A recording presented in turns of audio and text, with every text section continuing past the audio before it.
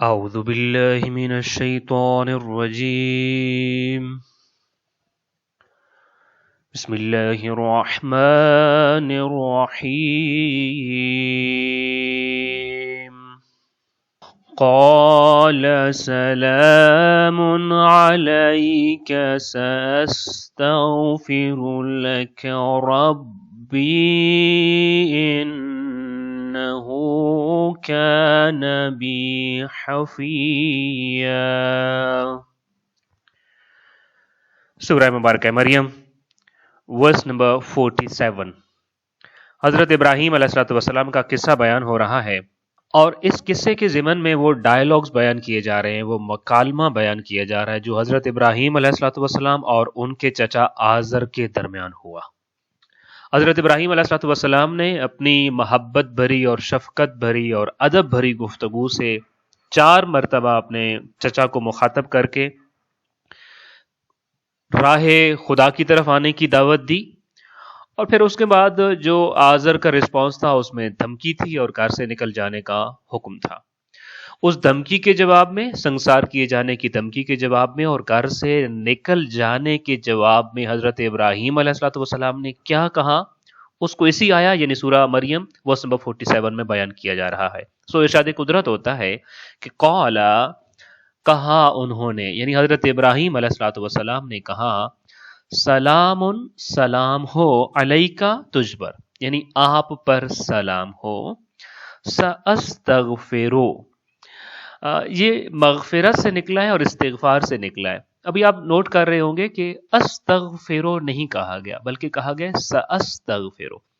سین یا سوفا یہ مستقبل قریب میں ہونے والے کسی کام کا وعدہ کرنا ہو تو اس کے لیے یہ الفاظ استعمال ہوتے ہیں. سو سأستغفرو یہ یہاں 2 معنی بیان کر رہا ہے. پہلا معنی تو یہ ہے کہ مستقبل قریب میں یہ کام ہوگا، پلس یہ کہ آپ جس کو ہم اردو زبان میں کہتے ہیں زبان دے رہے ہیں، وعدہ کر رہے ہیں کہ آپ یہ کام کریں گے. تو حضرت ابراہیم علیہ السلام یہ کہہ رہے ہیں سأستغفرو، میں ابھی آپ کے لیے استغفار کروں گا، لکا، آپ کے لیے، ربی، اپنے رب سے، یعنی میں عنقریب اپنے رب سے آپ کے لیے بخشش کا سوال کروں گا، آپ کی مغفرت کا سوال کروں گا. انہو، بے شک وہ، کان ہے، بی، مجھ پر، حفیہ، مہربان. حفی جو ہوتا ہے یہ ایک خاص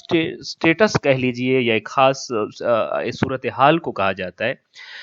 خفی اس کو کہتے ہیں، حفی اس کو کہتے ہیں کہ جو کسی کی بڑی خبر رکھنے والا ہو، ہر وقت خبر رکھنے والا ہو، اس کی اطلاع جس کے پاس ہوتی ہو، اور صرف اطلاع رکھنے والا ہی نہ ہو کہ فلاں کیا کر رہا ہے، بلکہ اس کے ساتھ عمل بھی، یعنی کہ کسی کی اطلاع رکھنے والا اور پھر اس کے لیے بہت انتظام کرنے والا، بہت اہتمام کرنے والا، اس کے اوپر اپنی نعمتیں نازل کرنے والا، اس کے اوپر نہایت کرم کرنے والا، یعنی who is always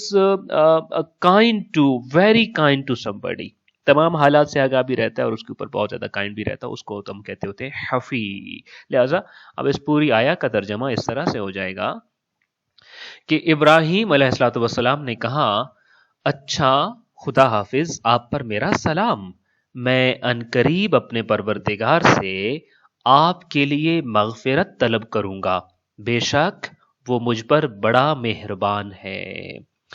اس آیا کے اوپر گفتگو کرنے سے پہلے تھوڑا بیک گراؤنڈ پہ بات کرنا ضروری ہے. جیسے میں نے ابھی آپ سے کہا کہ حضرت ابراہیم علیہ السلام نے 4 مرتبہ یا ابتے کہہ کر نہایت شائستگی کے ساتھ، بڑے ادب کے ساتھ، بہت متانت سے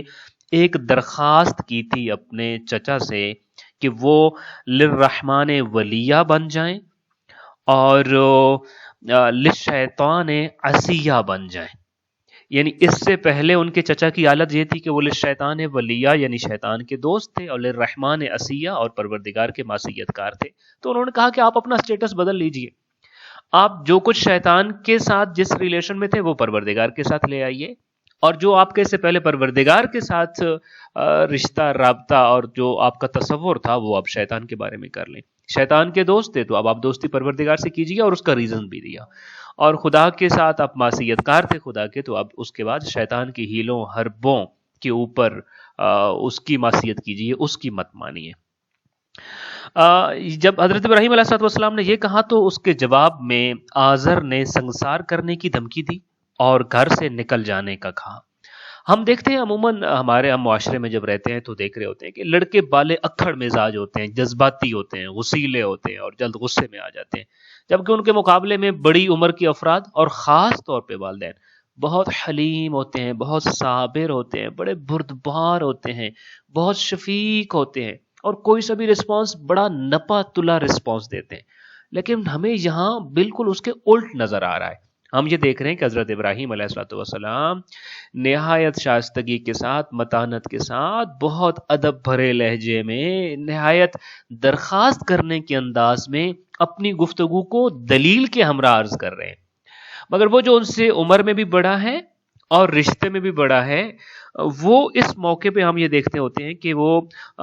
جو ہے وہ سنسار کرنے کی دھمکی دیتے ہیں اور گھر سے نکل جانے کا کہتے ہوتے ہیں۔ جب یوں ہوتا ہے تو عموماً اس موقع پہ تو پھر جو نوجوان لوگ ہوتے ہیں ان کا جو آپ کہہ لیجئے صبر کا دامن ان کے ہاتھ سے چھوٹ جاتا ہے، لیکن ہم یہ دیکھتے ہیں کہ ابراہیم علیہ السلام کو اس بات پر بھی تہش میں وہ نہیں آتے ہیں،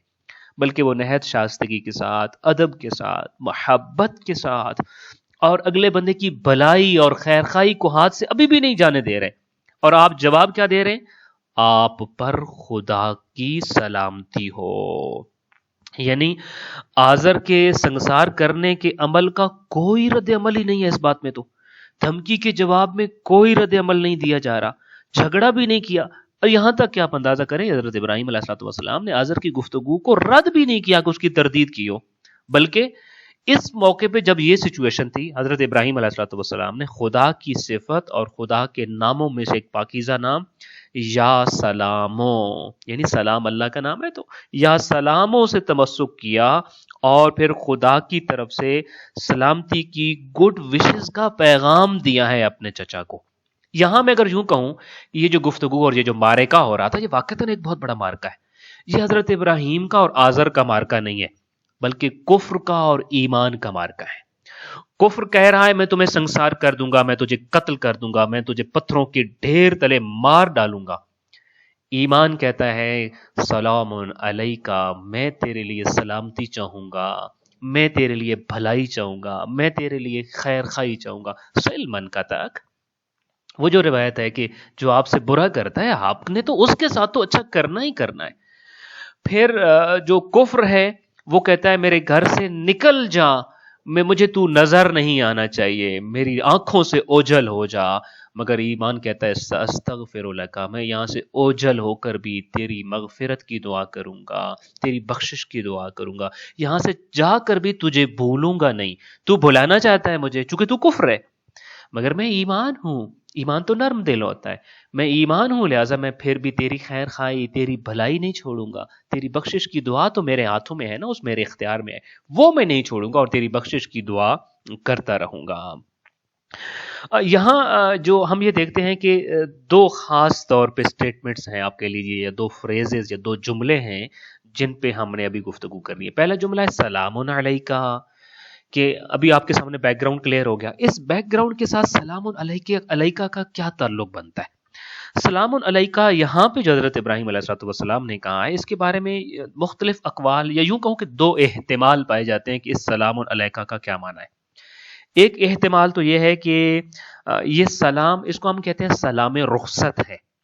یعنی جو یہ وہ سلام ہے کہ جو اہل علم حضرات اور اہل حلم حضرات اور حلیم اور بردبار اور صابر قسم کے لوگ کم ظرف لوگوں کی بدسلوکی اور جاہل لوگوں کی جہالت کے جواب میں جو سلام کرتے ہوتے ہیں، کم ظرف لوگوں کی توہین کرنے کی کوشش کے جواب میں وہ اچھائی اور بھلائی کا جو سلام کرتے ہوتے ہیں، جس کے بارے میں قرآن مجید کہتا ہے کہ وَإِذَا خَاطَبَهُمُ الْجَاهِلُونَ قَالُوا سَلَامًا، کہ جب جاہل آ کر اپنی جہالت کا اظہار کرتے ہوتے ہیں، جب اکھڑ مزاج لوگ آ کر آپ کی توہین کرتے ہوتے ہیں، جب کم ظرف لوگ آ کر کم ظرفی کرتے ہیں اور آپ کو برا بھلا کہتے ہیں اور آپ کا انسلٹ کرتے ہوتے ہیں، تو قالوا سلاما، قرآن کہتا ہے ایسے جاہلوں کا بہترین جواب ہوتا ہے سلام علیکہ، لہٰذا ایک احتمال یہ ہے کہ اس موقع پہ جو آپ نے سلام کیا تو یہ وہ انسٹرکشنز ہیں جس کے بارے میں قرآن مجید نے کم ظرف لوگوں اور چھوٹی سوچ کے لوگوں اور جاہل لوگوں کا بہترین رسپانس قرار دیا، لہٰذا آپ اسی طرح کا ایک رسپانس دے رہے تھے۔ ایک احتمال یہ ہے کہ یہ الوداعی سلام تھا، چونکہ حضرت ابراہیم علیہ السلام یہ الوداع کرنا چاہ رہے تھے۔ جس طرح ہم دیکھتے ہیں نا ملاقات کے آغاز میں ہم سلامتی کی دعا سے اور السلام علیکم کہہ کر اپنی ملاقات کا آغاز کرتے ہوتے ہیں، اسی طریقے سے جدائی کے وقت اور الوداع کے وقت بھی یہی طریقہ بہترین طریقہ اور شائستہ ترین طریقہ ہے۔ اس سے بہتر شہید مطہری نے یہ لکھا ہے اپنی کتاب میں کہ اگر آپ کو سلام علیکہ سے بہتر کوئی شعار ملتا ہے یا گڈ وشز اور بیسٹ وشز کے لیے کسی کو کنوے کرنے کے لیے اس سے بہتر کوئی جملہ اگر آپ کو دنیا کو کسی مذہب، کسی کلچر میں، کسی معاشرے میں پایا جاتا ہے تو وہ کہتے ہیں میں گارنٹی دیتا ہوں آپ اس کو چھوڑ کے وہ جملہ اپنا لیجئے، لیکن میں یہ گارنٹی اس لیے دے رہا ہوں کہ دنیا میں آپ کو اس سے زیادہ بہتر اور اچھا اور شائستہ جملہ نہیں ملے گا۔ لہٰذا یہ کسی سے ملتے ہوئے بھی سلام علیکم اور اس سے جدا ہوتے ہوئے بھی سلام علیکہ۔ لہٰذا اب حضرت ابراہیم علیہ السلام کا رسپانس یہ تھا جب آپ سلام علیکہ کہہ رہے تھے کہ اے آزر چچا جان، آپ کا حکم، آپ کا فیصلہ اور آپ کی رائے اگر یہی ہے کہ میں یہاں سے چلا جاؤں تو میں چلا جاتا ہوں، لہذا میری طرف سے الوداعی سلام قبول ہو۔ اور اس کے بعد پھر حضرت ابراہیم علیہ السلام نے ان کا گھر چھوڑ دیا اور پھر وہ وہاں سے چلے گئے۔ سلام علیکہ کا یہاں ایک معنی یہ ہے۔ اور پھر جانے کے ساتھ ایک اور جملہ بھی کہا ساستغفر لک ربی۔ اچھا، یہ جو ہے بظاہر تو یہ سادہ سا جملہ ہے کہ میں ان قریب اپنے پروردگار سے آپ کے لیے مغفرت طلب کروں گا۔ جیسے عرض کیا کہ اس جملے میں دو باتیں، پہلی بات تو یہ کہ یہ مغفرت طلب اگلے جلدی قریب کے زمانے میں ہونی ہے، یہ والی مغفرت کا جو سوال ہے وہ مستقبل قریب میں ہونا ہے۔ دوسرا یہ کہ یہ وعدہ بھی انہوں نے کر دیا کہ میں وعدہ کر رہا ہوں آپ سے۔ یہ سین کا جو لفظ استغفرو کے شروع میں جو سین ہے یہ دو معنی کو کنوے کر رہا ہے۔ اب بظاہر یہ سادہ سا جملہ، لیکن جب اسی آیا کو اور آیا کے اس حصے کو آپ ایک اور آیا سے ملا کر پڑھتے ہیں تو پھر کچھ الجھنیں اور سوالات پیدا ہوتے ہیں۔ مثلا سورہ التوبہ ورس نمبر 113 میں ارشاد ہوتا ہے کہ ما کان للنبی والذین آمنوا ان یستغفروا للمشرکین، کہ نبی، کسی بھی نبی کو اور ایمان والوں کو یہ حق نہیں پہنچتا کہ وہ مشرکین کے لیے استغفار کرے اور ان کی بخشش کی دعا کرے۔ تو حضرت ابراہیم علیہ السلام نے دیکھ لیا کہ وہ اپنے کفر پہ قائم ہے، اور آپ یہ کہہ رہے ہیں استغفر لک کہ میں تو استغفار کروں گا، جبکہ قرآن کا یہ فیصلہ ہے، خدا کا یہ فیصلہ ہے کہ کسی نبی کو بھی یہ سزاوار نہیں ہے، کسی نبی کو بھی یہ حق نہیں پہنچتا اور نہ ایمان والوں کو حق پہنچتا ہے کہ وہ کسی مشرک کے لیے استغفار کریں۔ تو سوال یہ کہ حضرت ابراہیم علیہ السلام نے پھر کیوں یہ استغفار کیا آزر کے لیے؟ اس کا جواب یہ ہے کہ آپ نے ابتدائے دعوت میں، یعنی جب اس کو دعوت دے رہے تھے ایمان کی طرف، توحید کی طرف، اس وقت آپ نے استغفار کیا، اور وہ اس وعدے کی وجہ سے کیا جس کی طرف میں آپ کو متوجہ کر چکا ہوں کہ استغفروں کی صورت میں جو وعدہ آپ اس سے کر چکے تھے، اور وہ بھی ایک مخصوص مدت تک کے لیے، مستقبل قریب میں آپ نے کرنا تھا، اس میں یہ نہیں تھا کہ میں ساری زندگی کروں گا۔ لہذا اس مدت اور اس وعدے کو پورا کرتے ہوئے جب انہیں یہ علم ہوا کہ آزر اللہ کا دشمن ہے اور عدو للہ ہے اور شرک پر ڈٹا ہوا ہے اور کفر پر ڈٹا ہوا ہے، تو آپ نے استغفار کرنا چھوڑ دیا۔ یہ کوئی ہم اس بہانے کو آپ کے سامنے عرض نہیں کر رہے کہ ہم کسی کو جسٹ سپورٹ کر رہے ہوں اور ان کی طرف سے ایک دلیل پیش کرنے کی کوشش کر رہے ہیں، بلکہ قرآن کی صریحاً آیت موجود ہے کہ جس میں قرآن کہتا ہے کہ وَمَا كَانَ اسْتِغْفَارُ إِبْرَاهِيمَ لِأَبِيهِ إِلَّا عَنْ مَوْعِدَةٍ وَعَدَهَا إِيَّاهُ، کہ حضرت ابراہیم علیہ السلام نے اپنے والد کے ساتھ جو ان کی طلب بخشش کی سوال کیا اور دعا کی ہے، وہ ایک وعدے کی وجہ سے کیا تھا جو انہوں نے ان سے وعدہ کر دیا تھا۔ لیکن فلما تبین له انه عدو للہ، لیکن ابراہیم علیہ السلام کے سامنے جب روز روشن کی طرح واضح ہو گیا، کلیئر ہو گئی یہ بات کہ وہ اللہ کا دشمن اور مشرک ہے اور اپنے شرک پر ڈٹا ہوا ہے اور شرک کا نمائندہ بنا ہوا ہے، تو تبرأ منہ، تو اس سے بیزاری اختیار کی اور اس سے براعت کا اظہار کیا حضرت ابراہیم علیہ الصلوۃ والسلام نے. لہٰذا یہ آیا اس آیا سے ٹکرا نہیں رہی، بلکہ قرآن نے خود اس کو رپلائی کیا ہے کہ ابراہیم علیہ الصلوۃ والسلام کا اپنے باپ کے ساتھ استغفار کرنا ایک کوتاہ مدت کے لیے تھا، ایک وعدے کی بنیاد پر تھا، اور اس وقت تک کے لیے تھا جب تک کہ اس کی ہدایت کے امکانات روشن تھے. لیکن جب اس کا عدو للہ ہونا واضح ہو گیا، مشرک اپنی اس شرک کی کنڈیشن پر ڈٹا ہوا، اس کو پایا اور دیکھا کہ یہ تو کفر کے نمائندوں میں سے ایک نمائندہ بن گیا ہوا ہے، تو آپ نے اس سے بیزاری بھی اختیار کی، اسے الگ تھلگ بھی ہو گئے. ایک اور سوال یہاں البتہ پیدا ہوتا ہے سأستغفر لک ربی ہی سے، کہ ہم نے ابھی جب سورہ توبہ ورس نمبر 113 پڑھی ہے، تو اس میں یہ کہا گیا کہ کسی نبی کو حق نہیں پہنچتا ہے، کسی ایمان والے کو یہ حق نہیں پہنچتا، ان کو اجازت نہیں ہے کہ وہ کسی مشرک کے لیے دعا کریں. تو حضرت ابراہیم کو تو معلوم ہو گیا کہ آزر اللہ کا دشمن ہے، آپ نے اسے بیزاری بھی اختیار کی. لیکن پھر ہم دیکھتے ہیں کہ آخر عمر میں دوبارہ اس کے لیے طلب مغفرت کر رہے ہیں، دوبارہ استغفار کر رہے ہیں، حالانکہ قرآن نے واضح اور صریحاً منع کر دیا ہے. مثلا سورہ ابراہیم اٹھائیے، ورس نمبر 41 میں ہم یہ دیکھتے ہیں حضرت ابراہیم علیہ الصلوۃ والسلام کی خوبصورت سی دعا ہے، جس میں آپ کہہ رہے ہیں کہ ربنا اغفر لی ولوالدی وللمؤمنین یوم یقوم الحساب، پروردگارا حساب کتاب کے دن میں میرے والدین کی اور مومنین کی مغفرت فرما. ابھی تو ہم نے یہ دیکھا کہ ابراہیم علیہ الصلوۃ والسلام کے حوالے سے آرگیومنٹ یہ دیا جا رہا تھا کہ ان کو جب تک علم نہیں تھا کہ وہ عدو للہ ہے تب تک استغفار کیا، لیکن جب آپ کو جوانی میں علم ہو گیا، پھر آخر عمر میں آ کر دوبارہ کیوں اپنے جو ہے اس کے لیے طلب مغفرت کی دعا کر رہے ہیں؟ اس کا جواب یہ ہے کہ حضرت ابراہیم علیہ الصلوۃ والسلام کی وہ دعا جس کا تذکرہ سورہ ابراہیم ورس نمبر 41 میں کیا گیا ہے، وہ دعا آپ نے اپنے والدین کے لیے کی ہے. ربنا اغفر لی ولوالدی، میرے والدین کی مغفرت فرما اور ان کی بخشش فرما. جبکہ آزر جو ہے وہ حضرت ابراہیم کا والد نہیں ہے، وہ تو ان کا چچا تھا. بلکہ یہ آیا خود دلیل ہے کہ آزر ان کا والد نہیں بلکہ ان کا چچا ہے. اگر ان کا والد ہوتا تو حضرت ابراہیم علیہ السلام کی دعا یوں ہوتی کہ ربنا اغفر لی وللمؤمنین، کہ میری بھی مغفرت فرما اور مومنین کی بھی. والدین کے لیے تو نہ مانگتے، چونکہ ان کا والد تو کافر ہے، مشرک ہے، اور مشرک کے لیے دعا کرنے سے قرآن نے منع کر دیا ہے. وہ جو ایک مرتبہ دعا کی تھی اس کو پروٹیکشن بھی دے دیا ہے قرآن نے کہ وہ ایک خاص کنڈیشن میں تھی اور اس کنڈیشن کا استثناء تھا. لہٰذا ابراہیم علیہ السلام دوبارہ اپنے اس مشرک رشتہ دار کے لیے دعا نہیں کر سکتے ہیں. تم اگر وہ مشرک رشتہ دار باپ ہوتا تو کبھی بھی والدیہ کے الفاظ نہ ہوتے. آیا کا یہ حصہ اس بات کو بھی کلیئر کرا دے دیتا ہے کہ حضرت ابراہیم علیہ السلام کے جو والد کا لفظ استعمال ہوا ہے وہ چچا تھے، اور وہ چچا ہی کفر پہ ڈٹے ہوئے تھے اور کافر تھے. آیا کا آخری حصہ انہ کان بی حفیہ، وہ مجھ پر بڑا مہربان ہے، وہ مجھ پر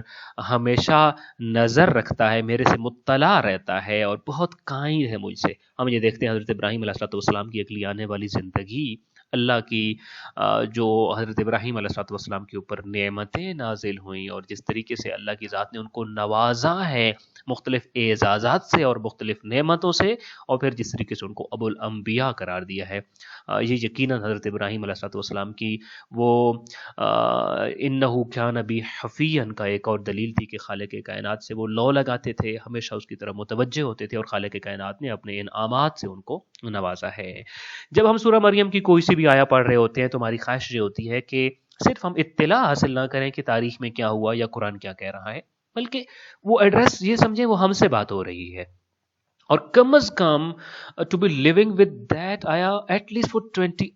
hours، اگلے 24 گھنٹے کے لیے وہ آیا ہمارے دل و دماغ میں اس کی صدا گونجتی رہے کہ تم سے یہ کہا گیا ہے. اب جب یہ آیا ہم نے پڑھی ہے تو اس آیا کے ضمن میں جو آج کا پیغام ہے وہ یہ ہے کہ جب بھی حالات ناموافق ہو جائیں تو یا مجھے کفر کا نمائندہ بن کے ریئیکٹ کرنا ہوگا یا ایمان کا نمائندہ بن کے ریئیکٹ کرنا ہوگا. کفر کا نمائندہ کیسے ریئیکٹ کرتا ہے وہ آزر کو دکھا دیا، ایمان کا نمائندہ کیسے ریئیکٹ کرتا ہے وہ حضرت ابراہیم علیہ السلام کی صورت میں دکھا دیا ہے. کفر کے نمائندے اور ایمان کے نمائندے کی کریکٹرسٹکس کہوں کہ وہ بیان کر دی ہیں. اب جب کہ ہم عموماً دیکھتے ہیں کہ اسماء الحسنہ کے مختلف ناموں کا ہم ورد کر رہے ہوتے ہیں، فلاں نام کا ورد اتنی مرتبہ کریں تو یہ اثرات ہوتے ہیں. یہاں اگر اب یا سلاموں سے متمسک ہونا چاہتے ہیں، اس کا بہترین طریقہ کیا ہے کہ آپ حضرت ابراہیم علیہ السلام کی طرح یا سلاموں سے متمسک ہوتے ہوئے دوسروں کے لیے سلامتی کا پیغام بن جائیے، دوسروں کے لیے سلامتی کی گڈ وشز کنوے کرنے والا بن جائیے، اور جو شخص بھی ایسے مواقع پہ اس طرح کا ریاکشن دکھا رہا ہوتا ہے وہ یقیناً اللہ کے نام یا سلاموں کی تمام برکات اور فیوزات کو بھی سمیٹ رہا ہوتا ہے۔ انشاءاللہ تعالیٰ آج کے دن کا ہمارے لیے پیغام یہ ہے کہ حالات جتنے بھی برے کیوں نہ ہوں، جتنا بھی جذباتی ہو جانے والے سین کیوں نہ آ جائیں، حضرت ابراہیم علیہ السلام کی طرح کا ایک نوجوان بن کے ریئیکٹ کرنا ہے، تاکہ یہ پتہ چلے کہ ایمان نے کیا تربیت کی ہے ان مشکل حالات میں۔ ہمارا رویہ یہ انشاءاللہ تعالیٰ بتائے گا۔ دعائے خالق کائنات ہمیں اپنی زندگی میں ائمہ اہل البیت علیہم السلام، نبی کریم صلی اللہ علیہ وآلہ وسلم اور انبیاء کے پاکیزہ رستوں پر اور روش پر چلنے کی توفیق عطا فرمائے۔ والسلام علیکم ورحمۃ اللہ وبرکاتہ۔